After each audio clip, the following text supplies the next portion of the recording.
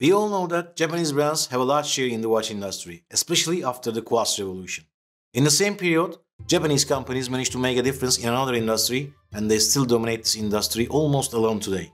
Yes, I'm talking about cameras. It's obvious that I have a passion for watches, but another passion which I don't talk about much is photography. It's possible to tell so many stories in a single frame by freezing the moment. The most important feature that differs an impressive photograph, or rather a successful photographer, from others is the composition. In other words, what's in the frame, where and how. The difference between a master photographer and the beginner is also revealed here.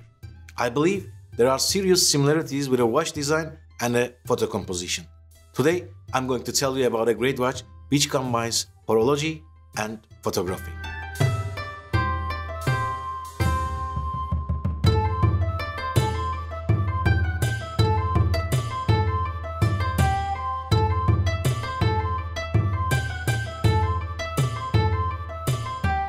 We know that Orient offers higher segment watches under the Orient Star brand and logo. This watch was originally introduced to the market as a special collection under the Orient Star brand in year 2005. The aim was to present modern timepieces with traces of the neoclassical designs of the 50s.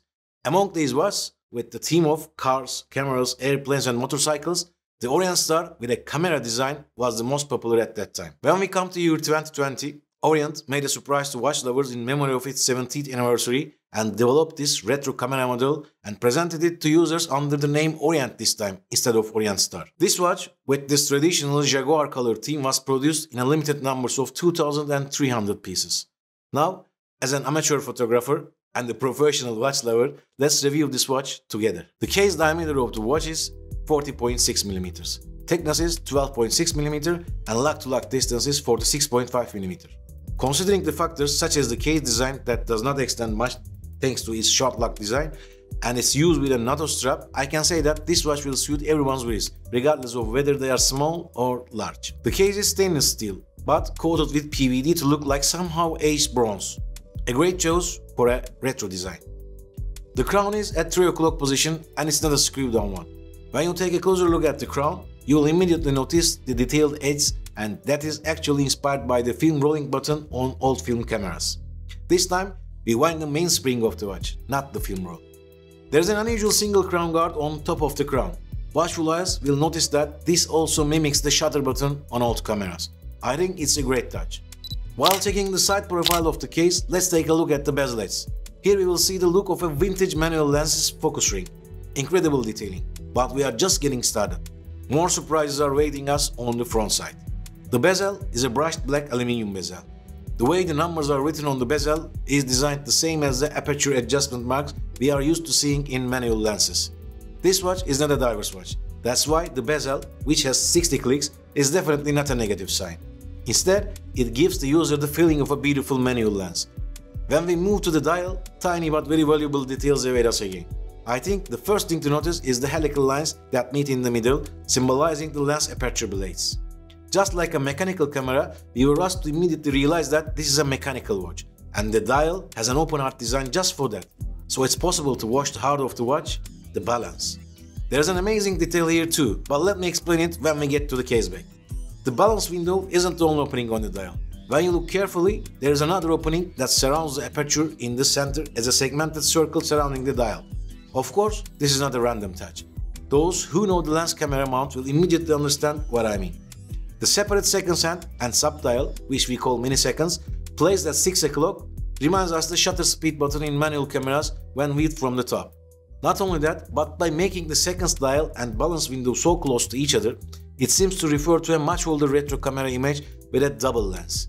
Speaking of milliseconds, it's time to talk about the movement. The F6S22 caliber automatic movement, which is Orient's in-house production, is the heart of the watch. This is a very precise movement with a sub-second feature together with the open balance design. In order to create this kind of sub-seconds designs, Orient's competitors need to be able to produce their own movements as well. Some can do, but the prices are much higher than.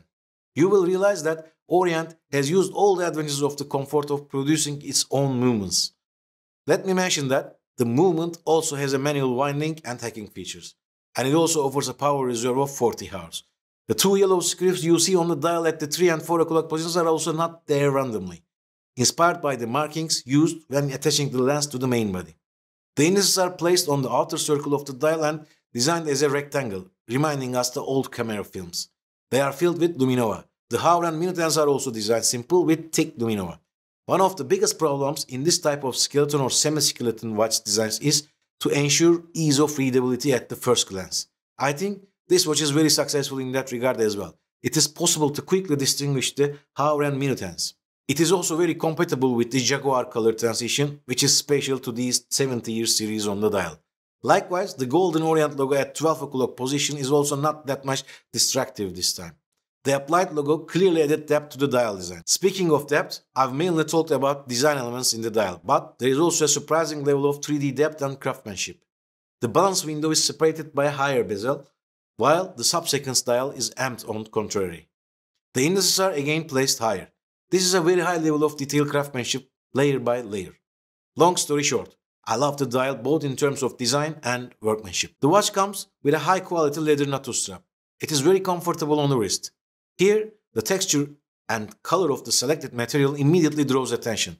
Those old mechanical cameras and their carrying cases and neck straps should come to mind. Another great detail. When we remove the NATO strap and finally reach the caseback, the surprise I mentioned earlier appears before us. The caseback is polished stainless steel, but again, the open balance design draws our attention.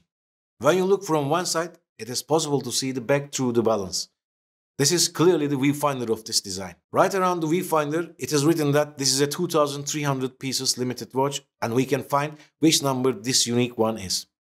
We will also see the 50 meters water resistance value from the 5-bar text. And also we will see the Made in Japan marking proudly written there. There may be two main negative issues with this watch. One is that it's a little thicker than normal, and the other is that it comes with mineral crystal instead of a sapphire one. But actually, considering the design and retro lines, I think that both the high case structure and the use of non-sapphire crystal are better for the vintage story it carries. As an amateur photographer, this watch was so special to me that I chose this one to be the first review of this channel. Yes, this is a brand new channel you are viewing. More reviews and watch stories will follow shortly. I believe if you are obsessed with watch like myself, you may consider subscribing to this channel. I'm pretty sure we will reach a significant amount of followers very soon, and why not be one of the first to subscribe? I have tried to review this watch as best as I can. Forgive me if I have technical mistakes here or there. For now, enjoy your day and stay with your watch. I'll see you soon on the next video.